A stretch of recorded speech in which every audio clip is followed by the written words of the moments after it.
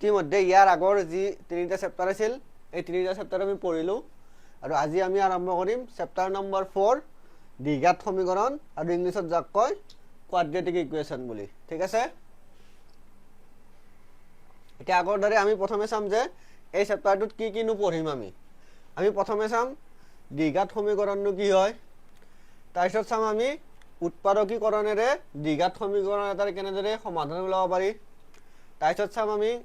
বৰ্গ সম্পূৰণ পদ্ধতিৰে দ্বিঘাত সমীকৰণৰ সমাধান কেনেদৰে ওলাব পাৰি আৰু চাম আমি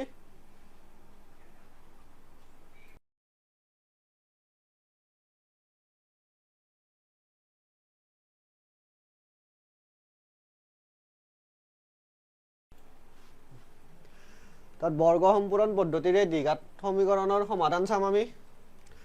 চাম তাৰপিছত দ্বিঘাত সূত্ৰটো কি হয় আৰু চাম আমি